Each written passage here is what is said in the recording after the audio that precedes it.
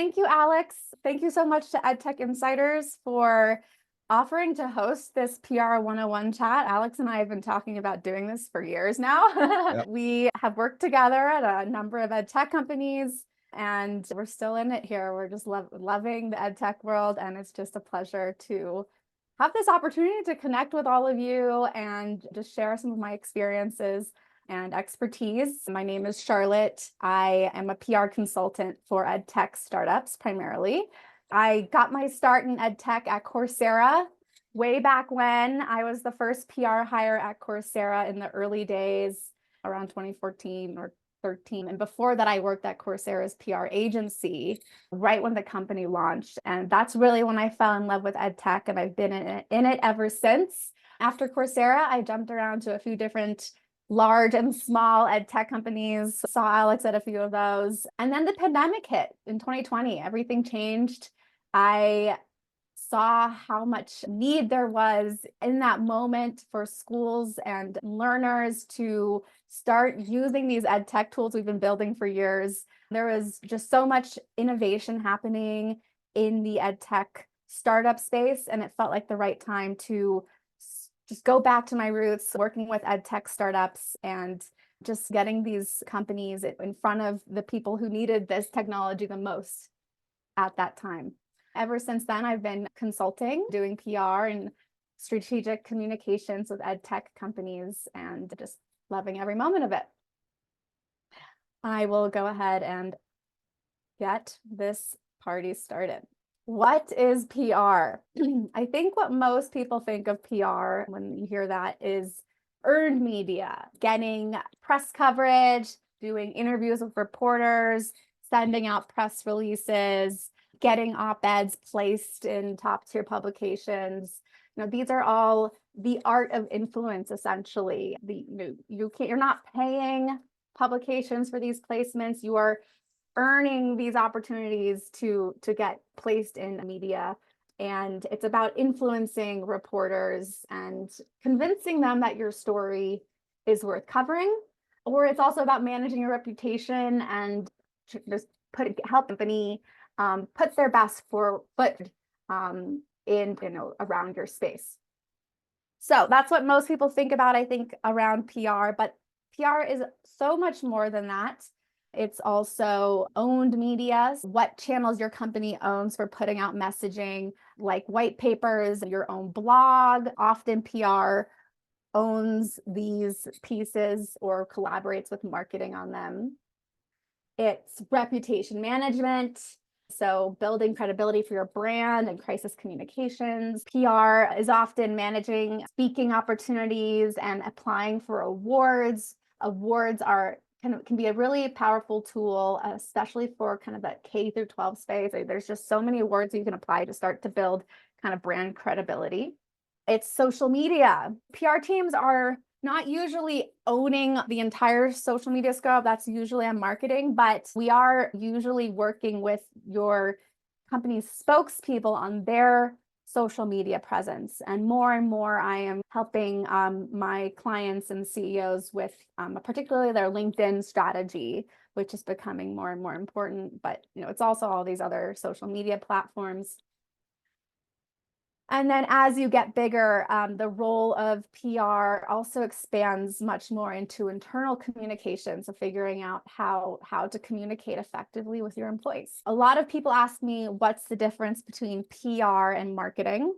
And in general, the way I think about it is PR is owning those earned awareness opportunities. So things that you're not paying for, mostly articles in reputable publications, getting op-eds placed.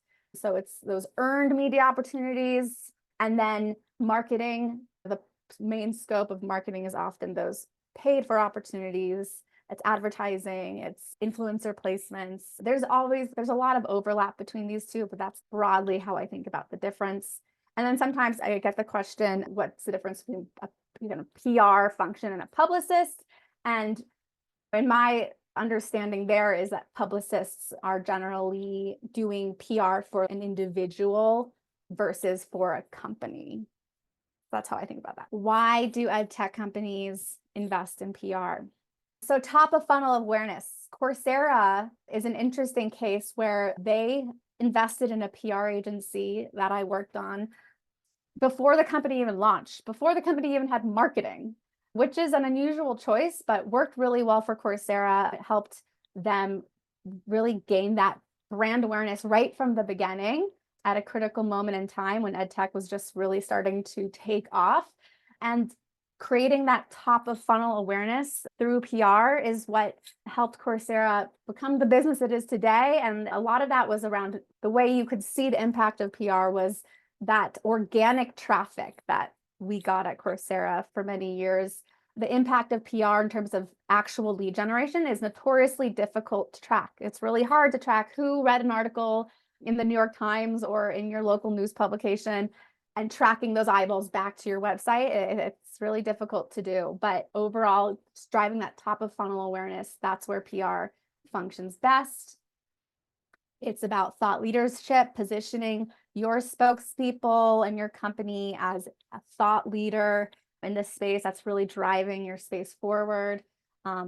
It can also be about helping position your customers and your users as thought leaders. One of the main benefits, one of my main functions for as a PR person in the EdTech world is helping school district leaders, university deans become thought leaders in their own right. And it's actually a value that the EdTech company provides to its customers in many cases. Building that trust and credibility, there's nothing that builds more credibility than getting those earned media placements with publications and journalists that readers trust. And then reputation management, especially as a company grows, there might be times when your company gets pulled into a maybe negative narrative in the media. Maybe that is warranted, maybe it's not. In either case, it's really important to have good relationships with the reporters covering your space so you can really help manage your company's reputation through that time. So there's 3 sections for the rest of this webinar.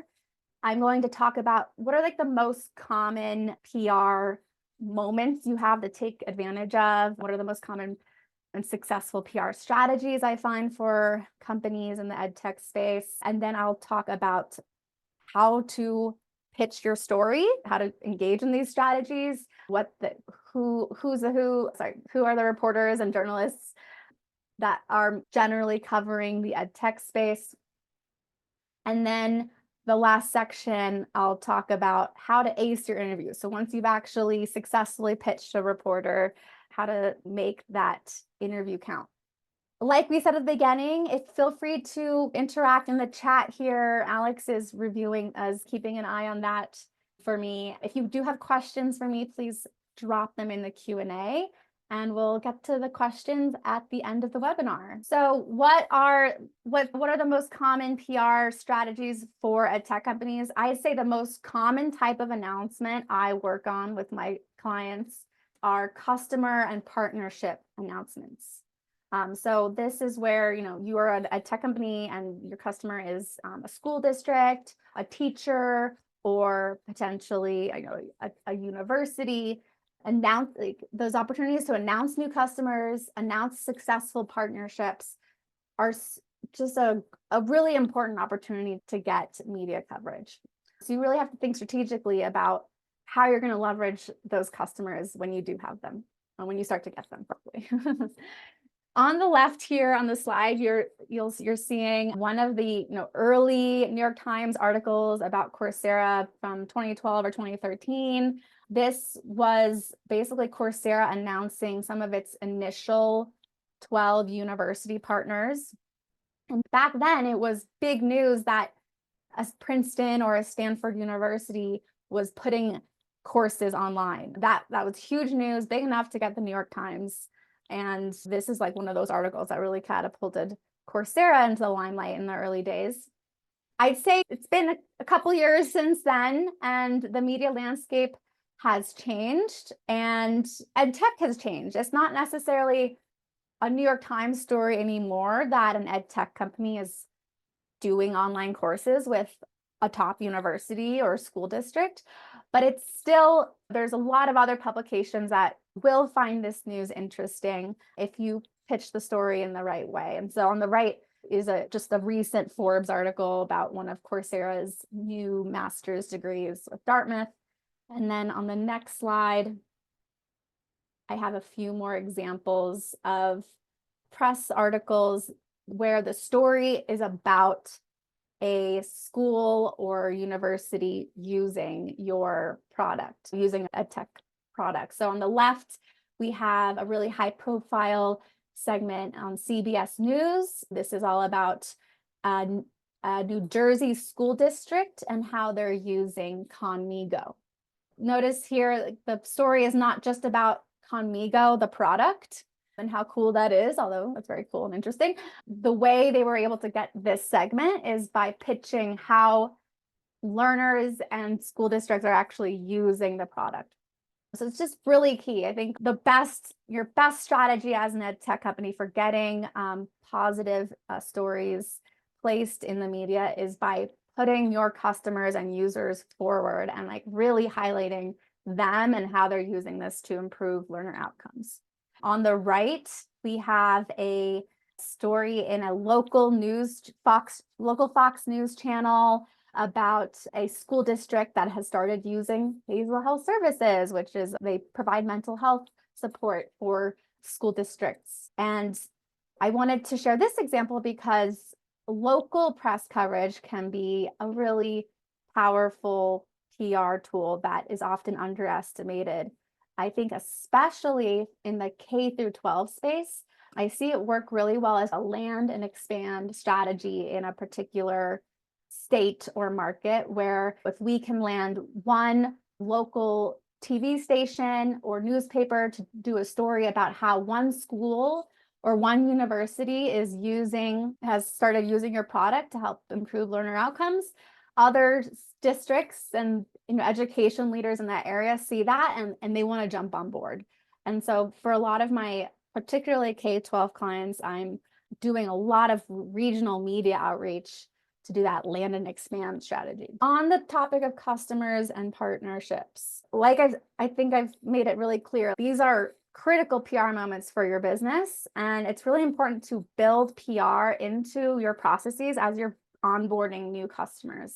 So hopefully you can get that initial press release that they're going to do with you into your contract, or at least from the very beginning, helping new customers understand that PR is a value that you can provide to them.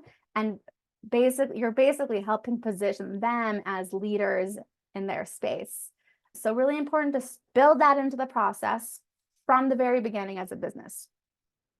If you wait to do this until later, and you're like a medium-sized business with a lot more people, it's a lot harder to go back and build this culture of PR with customers into the business. And one of the challenges I sometimes encounter with customers they're companies that are more Series A and past that haven't built PR kind of culture into their customer pipeline. It's hard to build that in, as you have client teams and partnerships teams that are sometimes guarding the customers from the PR team.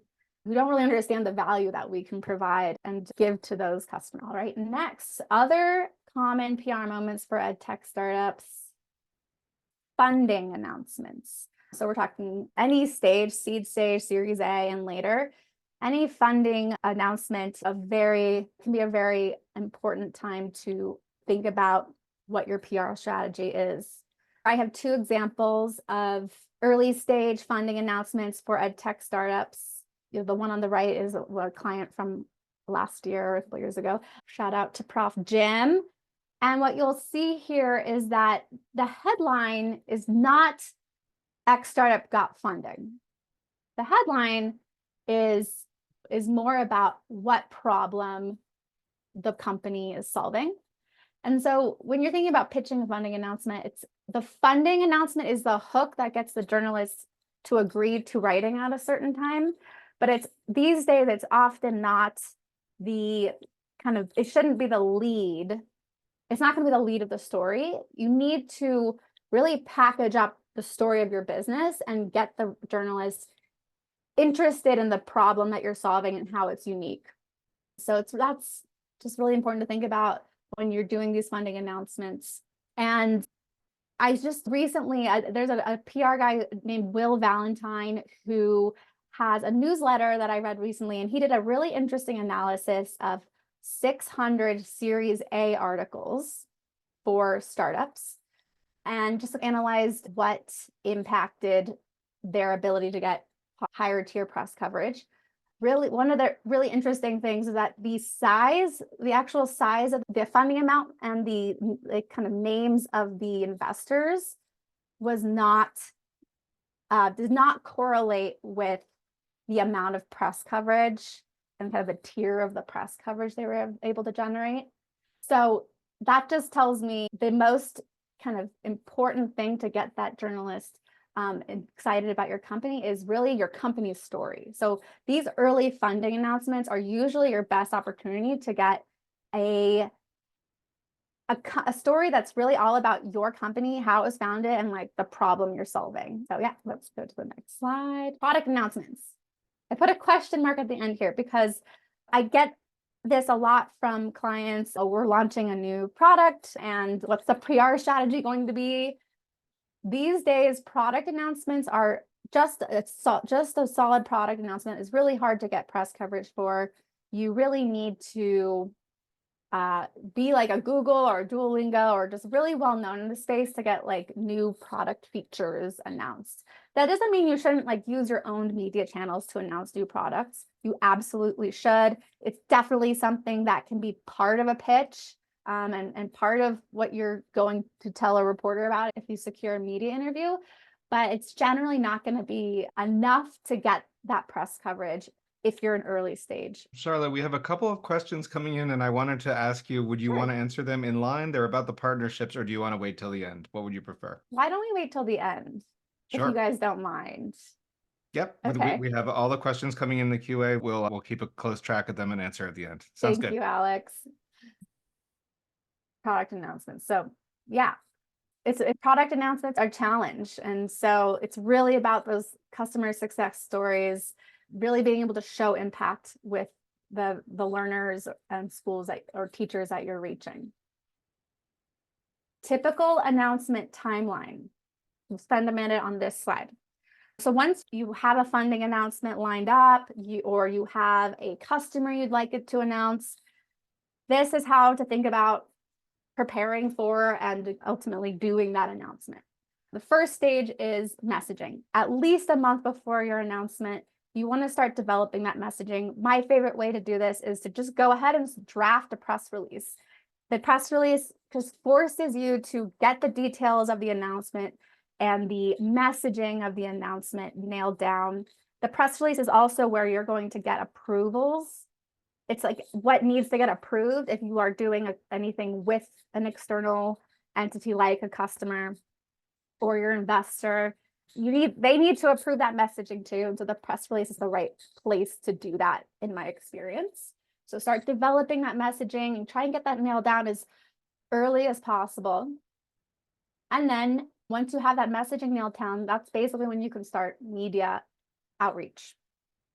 And generally you have two choices for media outreach. One is offering an exclusive. So bringing your story to one reporter and offering them exclusive, meaning that you're only pitching the story to them until their story publishes, and then you are allowed to bring that story to other publications. The way an exclusive works is you're generally only pitching one publication at a time because it's exclusive. If you are choosing the exclusive route, you need to start that earlier, because if one reporter declines, they're not interested, you need to give them a few days to get back to you, usually 2 or 3 days. And if they don't respond, or they say it's not for them, then you go on to the next reporter. And then you might have to go to a few different reporters to shop that exclusive around. So start exclusive pitching before, even 3 weeks prior if you can. And then there's embargoed outreach. That's the other option. And that's where you have an embargo date and time in the future, and you're offering that news under embargo to a handful of publications that are all agreeing to publish after a certain date and time. When you're pitching an embargo, it's really important to make sure the journalist agrees to your embargo before sharing the news. That's very important. If they don't agree to the embargo, then they might, if you share your press release, then basically they can publish, like the agreement is basically they'll publish whenever they want to publish that news, and it can mess up your announcement essentially. So really important if you are doing broad embargoed outreach. You can tease the news without actually saying it to get them to say, okay, yes, I agree to the embargo, and then you can share your messaging or your press release. In general, especially as an ed tech startup, especially in like just the current media market, exclusives are generally the way to go with most announcements. 10, 15 years ago, startups could do more broad embargoed outreach and expect more media hits. There was just more publications, there were more journalists. I don't know if you've seen the news about layoffs in the media right now, but it's just gotten much more consolidated in terms of publications and number of journalists that are available to cover news. And in general, an exclusive is usually your best bet for getting a feature article where the journalist will actually spend the time to understand the announcement, understand your business, and write a high quality article in a quality publication. All right, so now we come to announcement day. You've secured that exclusive, or you've pitched your story under embargo. Maybe hopefully a couple of publications have agreed to your embargo and have set up interviews. On announcement day, you have your embargo time. Let's say it's often 8 or 9 a.m. Eastern in whatever market you are operating in. That's when the press release goes live, and then everything related to your announcement. Blog, social.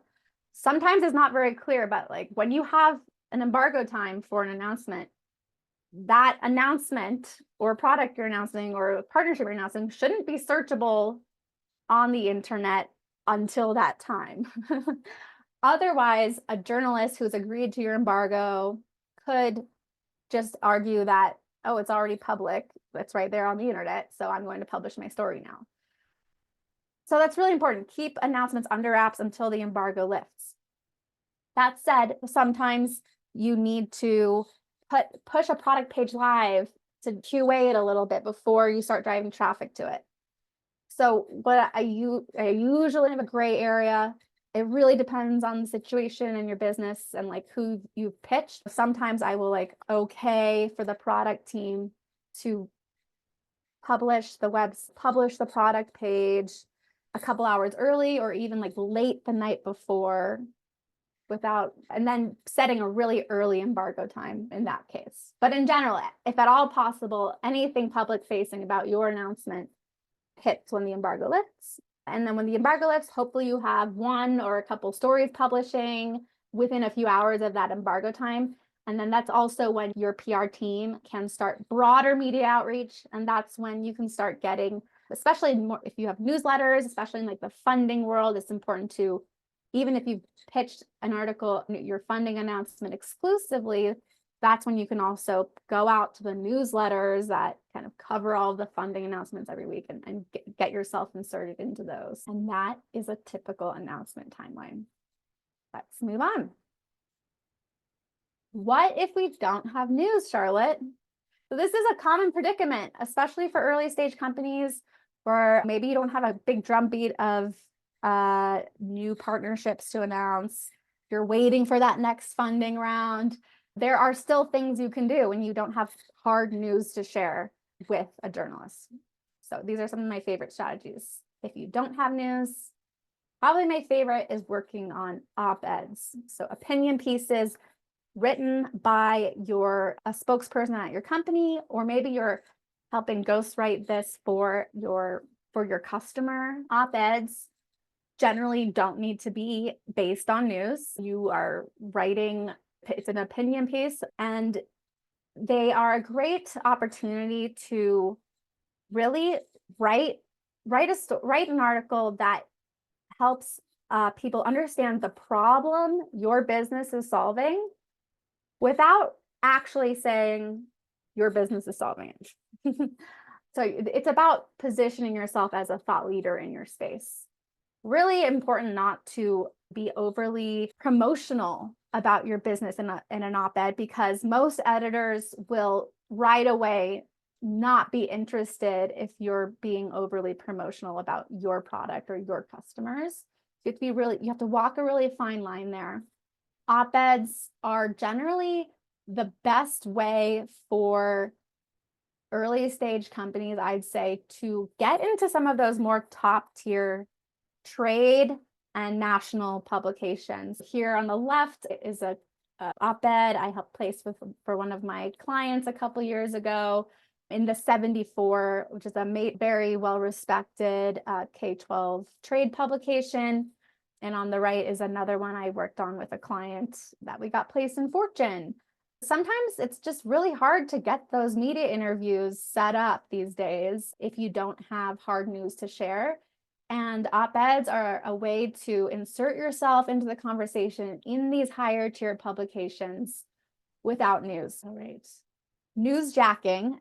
Newsjacking is basically where something is happening, news breaks on something related to what your company does, and your PR team reaches out to all the reporters covering that topic and offers your spokespeople as experts who can comment on what's happening. Here's just one example of a newsjacking I did with a client that offers a computer science education tool for schools. And they were operating in a bunch of schools in the state of Hawaii. The state of Hawaii announced new legislation requiring computer science education in elementary schools. And so we were able to jump on that news and talk about how local school districts were using their product to fulfill that new rule of the legislator. So that's just one example. I think these in the last couple of months, there's going to be thinking ahead about what are those kind of topics that keep bubbling up in the news that you can speak to or your business can speak to as an expert. Maybe that's chronic absenteeism. New data is coming out on that. Can you comment on that?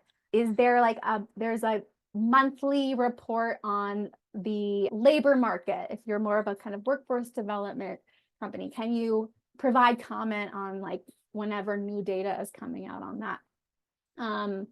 Student debt, if you're in that higher ed space, can you provide comment when there are kind of news moments around that topic? So thinking about what those moments are and preparing in advance, so when the news breaks, there's new legislation or some new data getting published on those topics, you can jump on those opportunities and offer your spokespeople as experts. You can produce surveys. This is an example of one I helped place with my client. They just, on their own, really small, scrappy company, produced a survey of principals asking questions that, around how school districts were boosting morale with teachers during the pandemic. So a topic that was of interest to these publications and to their audiences.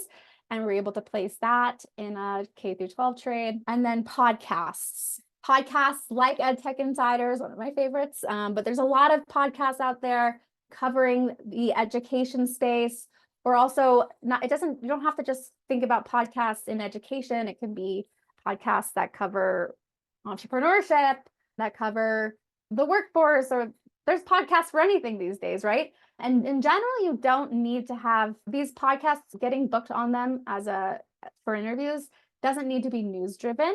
And so when a client doesn't have a lot of news coming down the pipeline, I like to think through a podcast strategy with those clients and keep them out there talking about what they talk about best. All right. Next section. Oh, no, not yet. So another thing to think about when news is slow is continuing to put your messaging out there on your own blog, on your own channels like blog and social media. Really, LinkedIn is just in the last couple of years, I feel blown up and just become much more important for business leaders as a platform for building your thought leadership. I think having a really strong presence on LinkedIn and building your thought leadership presence there before you have big announcements is really helpful and helps a journalist who Googles your name and is trying to figure out if you are going to be able to give an interesting interview on the topic that they're writing about. They're going to go look at your LinkedIn, and if they see some like interesting content there, then they're probably more likely to accept that interview with you. All right, now how to pitch your story. Let's talk about what the goal is of a pitch. Usually when you're pitching a reporter or you're pitching a journalist, the goal is to set up an interview with your spokesperson or with your customer that's involved in that announcement. So just to be clear on what that is. This slide is a snapshot of how the primary buckets of types of publications that I interact with the most for ed tech companies. This is not comprehensive, just putting examples, kind of top examples in each of these categories. But I'll talk through this slide a little bit with you just to understand that ed tech media landscape. We have higher ed trades and we have the K through 12 ed tech education trades. In general, these are very separate. So the journalists that are covering the higher ed space are very different from the journalists that are covering the K through 12 space. We have business and tech publications, those nationally read newspapers like the New York Times and Wall Street Journals, and we have national broadcasts. And then of course we have newsletters like Edtech Insiders and a couple more I've listed here. And I love these newsletters, not just for hopefully getting clients news included in these newsletters, but they're also great to follow. I recommend signing up for all of these. And I look at these newsletters every morning just to keep a pulse on what's happening in the space. What's not included in this chart are podcasts, like I talked about earlier. Super important. They've just become their own kind of media market. There's companies that just specialize in placing clients in podcasts these days. And then local news, which I didn't graph out here, but also so important, so impactful for a lot of my clients. And I feel like local news is often underestimated in terms of the impacts and in terms of like actually reaching potential users in that similar market. Okay. This next slide is an opportunity for me to talk about choosing where to pitch your news. A lot of clients, companies, like when I was working in-house and now as a consultant, we have this big funding announcement coming up, or we have this huge partnership. It's like the biggest news this company's ever had. And they're like, I want this to be in the New York Times. This is a Washington Post story. And yes, sometimes these announcements are big enough that potentially we could get a top newspaper interested. But when we're thinking about where to pitch the news, it's really important to understand what you're going to get when you pitch a story to, say, the Wall Street Journal versus other publications, especially tech and business publications. And what is the trade-off? So for example, way back when at Coursera, we had a big announcement. We were expanding to partnering with governments around the world. And there was a big push internally to get this in a top newspaper. And so we pitched this exclusive to the Wall Street Journal. And the article was 95% positive and on message for how we wanted to position this announcement. But there was like one paragraph that mentioned low completion rates for online courses at the time. And because of that one little nugget, we couldn't really use that article the way we wanted to, or if it hadn't had that one paragraph, we could have put it on our website and sent it out to potential customers. And it could have been like a real cornerstone article for us to drive hopefully future interest in that government program. But it's the Wall Street Journal. They have to write a very balanced piece. These types of publications on the left, where like I'm saying they kind of coverage trends neutral, you have to be prepared for those publications to do a more well-rounded article. It might mention your competitors, things like that. On the other hand, if you're pitching some of the publications more towards the right side of this graph, you're going to have a little, in my experience, a little more control over what's going to go into that story, and potentially have when that article publishes, hopefully it's more likely to be a piece that you can really, share with the world and be extremely proud of. And these are like major generalizations here, but it's just something to keep in mind when you are choosing where to take your big news. All right, I'm going to go a little faster through the rest of this, so we have time for questions at the end. My secret recipe for a successful PR pitch, going over what I've already talked about. Offer an exclusive is my number one advice here. Put exclusive in your subject line. Make sure the timeliness hook is really clear so that the reporter feels like they actually need to respond. Personalize the whole pitch. We're talking about email here in most cases. Personalize your intro. I like to include the reporter's name at the beginning, obviously, like, hi, ex-reporter, and then I like to include their name at the end. Thanks, ex-reporter. Just to make it really clear that this is not a mass email. You personalize this and you are bringing the story to this journalist, and you've made a point of doing that. Keep it short and to the point. Offer an op-ed rather than an interview in order to get into some of those more higher tier publications. And like I talked about before, don't just pitch the New York Times and the Today Show. It's always great to have big goals for your PR strategy, but there's also a lot of value in these other media like outlets, like podcasts and local media, that can drive a lot of value for your business. Who should do your PR? At the very beginning, I know a lot of startups are trying to keep things tight and do PR themselves, which might work for the short term. Reporters do feel special hearing directly from a founder, but in the long term, I really don't think this is sustainable. And also, it's nice to have someone, kind of a buffer there, helping manage your relationships with journalists. You really don't want to mess those relationships up, and they need a lot of coddling. And in order to get those great stories placed, a lot of work goes into building those relationships and pounding the pavement every day, pitching those reporters until the timing is just right and they say yes. So once you've decided to bring on some kind of support, you can hire a PR agency.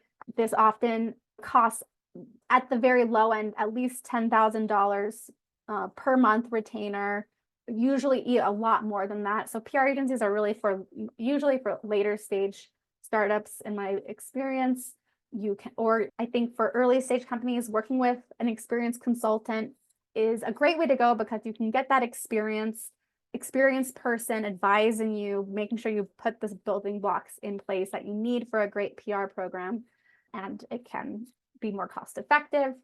And then eventually, when you're like looking at 100+ people at your business, it's at that point, I think it's time to hire someone in-house. All right, last section, how to ace your media interviews. Prepare. Do your research on the reporter and publication, and prepare those key messages in advance. So the things you want to prepare, you want to have that 1 to 2 sentence description of what your company does. I can't tell you how many startup founders can't talk about their business in just 1 to 2 sentences, because there's so much to say, of course, obviously, but you only have 5 minutes to hook that journalist's attention. And so it's really important that in those first 5 minutes, they know who you are, and you're able to move on to the meat of the interview. How your company fits into the larger trends. So in these meetings, you don't want to just talk about your company and your products. You want to be able to help them understand like where you fit in, why it matters. Making sure you have concrete examples of your impact ready to go right in front of you, data on impact, user and learner stories that are really concrete is so important to bring the story to life for that journalist. And then, of course, the announcement details if the interview is tied to news. Setting up your space for on camera. A lot of this is self-explanatory. Avoid being backlit, tidying the space behind you, and avoiding a white wall looks best on camera. Positioning your camera at eye level. I'm not really doing a great job of this right now. I'm talking to my moving face over here, but especially if you're like actually doing a TV interview, you really want to focus on looking into the camera and avoiding stripe patterns and wearing solids during your interview. Flag your key takeaways, speak in sound bites, be conversational. Remember that, one of the main goals of this interview is to build a friendly relationship with the reporter. So make it conversational. Don't make it just transactional, you talking through the details of an announcement. All right, next slide. These are just some strategies to think about and practice in advance also of your interview. Is flagging. Flagging is bringing the attention of the reporter to the most critical information you're sharing. And just having these phrases in the back of your head. The most important takeaway here is, or the three ways we are most unique are, and making sure you're flagging your key points at least twice during your interview to really hit those points home. And then the other key kind of technique to master in your interviews is bridging. That's redirecting questions back to your main points. And if you want to screenshot this, these are some nice phrases to use to bridge back to your main points if the reporter is going in a direction you don't think is relevant. All right, I'm really quickly here going to talk through some do's and don'ts for the most common questions in interviews. So how did your company get started? Do prepare a brief explanation of how your company got started and what you do. Don't talk through your whole resume for 15 minutes before even starting to talk about the purpose of the interview. You don't know how common this is. It's so easy, even for really experienced business leaders, to just fall back on what they're comfortable with and spend, I'm serious, like 10 to 15 minutes in an interview just talking about their resume, like what they did before starting a business. Really practice your brief explanation so you can get to the point of the interview. How are you different from your competitor? Do bridge back to your messaging. I can't speak to that, but what I can say is XXX. And don't talk about your competitors, especially in a negative way. How many users do you have? Do prepare a growth metric you are comfortable sharing ahead of time and share that on the interview. Don't share growth metrics that aren't verified or that you can't back up. It's really important to think about this in advance before the interview. What are your plans for the future? Do share your excitement about building momentum around your announcement or whatever it is you're talking about. Don't talk prematurely about upcoming products or announcements that aren't ready to be announced. You want to save those nuggets for the future. And so it's best to just keep those interviews focused on what you're there to talk about and save future announcements for future announcements. And that is, I feel like I skipped one. Anything else I should know? This last one, never say, no, I think we covered it all. Yeah, that's it. No, use that opportunity to flag your key messages or offer to connect that reporter with other sources. So there we go. Thank you for your time. And let's move on to questions. Wonderful. So one question we've gotten a couple of times is, where can we find the recording and will the slides be available? We will be sending out the recording. And so, yeah, just look out for that. If you registered for the event, you should get the recording. And I'm happy to share the slides. Sure. Yep.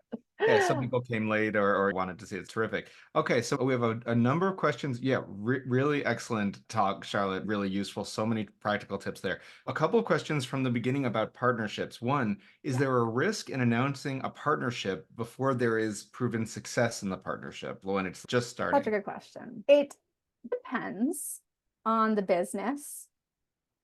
I'd say, in my experience, it's usually okay to announce it's usually best to announce the partnership once at some point at the beginning. You do not have to wait for a year for learners to go through the program and then announce the partnership. There needs to be some sticking power. I think often once that your product is actually being used in the classroom and people have been using your product for a month or a couple months, that's usually a great time to announce the partnership, because at that the partnership is it's not really going to fall apart before it even happens. And you have some students or teachers using your product who can talk about that with the reporter and talk about their experience. Yeah. So that's usually the right time in my experience. There was a question about how far in advance of a launch should you begin pitching that launch? And I think you said 2 to 3 weeks. Is that right? Yeah, I'd say 2 to 3 weeks. 3 weeks would be great. Sometimes we don't get that, but don't think you can do anything in 3 days. That's not enough time to pitch. There was a question about consumer facing, so direct to consumer or B2C edtech products. They don't have necessarily partnerships with Yeah, schools or universities. So what are some of the topics they might announce? they might announce. In those cases, it's not the partnerships or like school partners. It's about gathering student success stories or like user success stories and pitching those learners and how they used your product, or parents and how they used your product to media. And in that case, you're looking at more of a like consumer media market. We didn't talk as much about that today. Feel free to reach out to me if you have any questions on the email here on the slide, and I can like tell you more about strategies there. I think newsjacking that I talked about is important if you're less B2B and you're more B2C. So positioning your spokesperson as an expert and pitching them to speak about current events and trends that are happening to journalists. Yeah. There's a question about, is there a best time of day or day of the week to release an announcement? Oh, that's a good question. I like Tuesdays through Thursdays. Fridays, there's just like a drop off in readership for everything. And Mondays aren't great either, because if something blows up over the weekend, you don't have time to fix it. So I always recommend Tuesday, Wednesday, or Thursday for announcement. Great. So there was a question about embargo. Could you just maybe, for people who don't know that term, quickly define what an embargo means? And also there's a question about, do journalists have to actually sign something to show they agree, or can they just respond in an email? Yeah, that's such a good question. There's just like a way this is done in the media world that is an unwritten agreement. No, you don't have to ask them to sign anything. You want to get an email back from the reporter that they've agreed to the embargo. And then you can consider that, in most cases, a contract. You want to go to reputable publications if you're trying to pitch something under embargo. If you're going to some new blogger that's maybe is new to journalism, they might not understand this themselves. So you might have to educate them on what an embargo is. And then an embargo is a date. It's okay, announce the embargo for this announcement is September 15th at 9 a.m. Eastern. And we'd love for you to agree to that embargo. And if they agree, they're basically agreeing not to publish anything about your announcement until that date and time. Yep. Terrific answers. There's a question about, if you're moving into a new market, how do you suggest beginning to build relationships with journalists in that market, beginning to create long-term relationships so that you can get where you need to go? Yeah, we did a lot of that at Coursera. A lot of international growth while I was there. I think initially it depends on the market and how similar it is to like where you operate. It's really easy for me to do media outreach in the UK or Australia, or just markets, especially where the language that's spoken is the same. India, even. Your US PR team might be able to support you initially a little bit in those markets. But if it's an important market for you, I really recommend hiring a local consultant or PR agency who understands the space and has those relationships. That's the best way to do it. If you can. There's a question, by the way, we know we are at time now. Feel free to go. All these questions will be part of the recording as well, but stick around. We have, I think, 3 or 4 more. These are great, Charlotte. So if you happen to have more than one, if you have 4 or 5 messages, so like a few different things happening within your company, does it make more sense to do one big announcement for all of them, or strip them out bit by bit? Great question. Of course, it depends. But in some cases, like with a funding announcement, it might make sense to like group a product announcement with your funding announcement. That makes sense. I have had instances where like a client like wants to announce all these things at once that are really for different audiences. I think it's about thinking about who the audience is. So I had a client recently who wanted to announce partnerships with industry partners and also partnerships with school districts in the same announcement. And honestly, it was just like 2 different audiences. It didn't work well. And so I really think about, as long as the audience for the announcement is the same, maybe it makes sense to group them together. If not, make those separate, strip those out at different times. There's a question about EdSurge was not on the list of ed tech publications, and there's a question, is that intentional or is that another one? Not intentional, not intentional. That should have been Okay. there if it's Um, not. what are the factors to consider for hiring your first PR hire? I know you mentioned 100 people as an informal rule of thumb, but the question is internal PR better for early stage startups versus an external PR agency?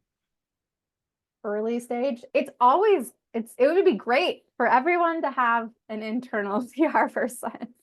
I think it's about does your company have enough stuff going on to talk about externally that you need that like day in and day out internal support? Often you don't. When you're like seed stage or even Series A stage, you need someone to help you prioritize like what those news moments are for your business and like leverage those. But they might not be like every week or even every month. And in that case, there might not be enough for someone like managing media relations to do internally. Yep. What about edtech companies often try to break the mold, do something totally new? What do you recommend for people who are piloting or trying to do something that's really different than what's happened in the past in education? How do they break through and get people aware of that? That is the goal, I feel like, for so many ed tech companies. And I think the strategies it's really about going back to the strategies that I have.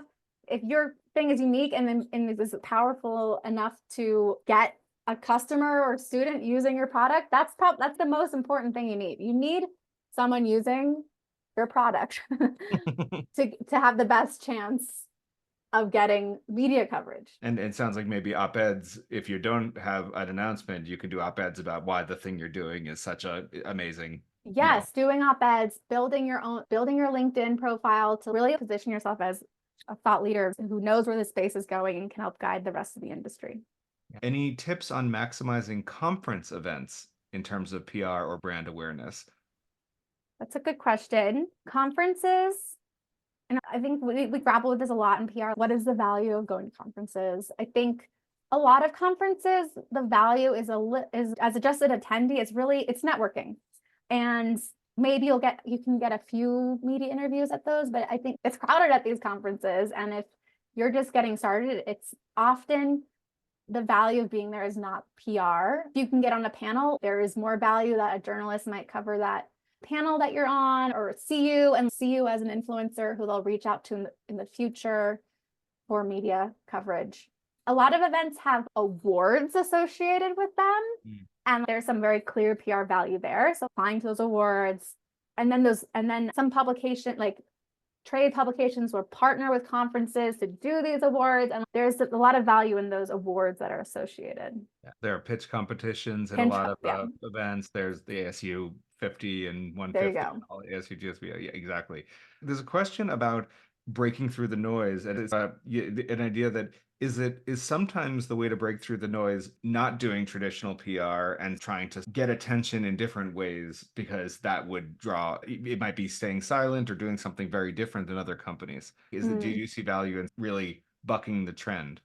I think in this media market where there is just fewer publications, fewer journalists, I think everyone has to think about non-traditional PR. Everyone should be thinking about that and how to reach their audiences more directly through their own owned channels like email and social. And yeah, just like building those direct relationships with your users and potential customers. I guess that's what everyone should be thinking about, both. There's a question about if you. I guess what I should say there, like another way to think about it is, yeah, like maybe like producing your own podcast, like producing your own media channels is getting more and more popular. Right. And if you can like really invest in those channels and make them like a trusted resources, like your blog or your podcast or whatever, yeah, that's like a way to talk directly to your audiences. Coursera just launched its own podcast after 10 years in business, but they obviously doing something new. There's a question about, maybe this is related to the newsjacking idea. Sometimes a question about what if you receive earned media at the last minute? It's some big thing happens, you're like jump on top of it and they come to you. The question is literally, any tips or suggestions for last minute TV spots where you've received some earned media, but perhaps weren't quite prepared. Oh, if you Like, weren't quite prepared. yeah, like how can you prepare if something comes quickly to you? Yeah, in those moments, you have to get the opportunity. You'll get the call from CNN. Can you come on this afternoon and comment on this thing that happened in Congress or whatever?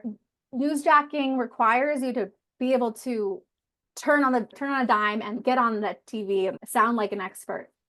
I think about just if you haven't prepared for those moments in advance, which hopefully you have, just knowing that those TV segments that you're maybe getting an interview for, they're really short.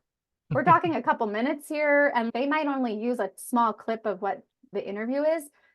Just know what your three key points are, that 3 sound bites.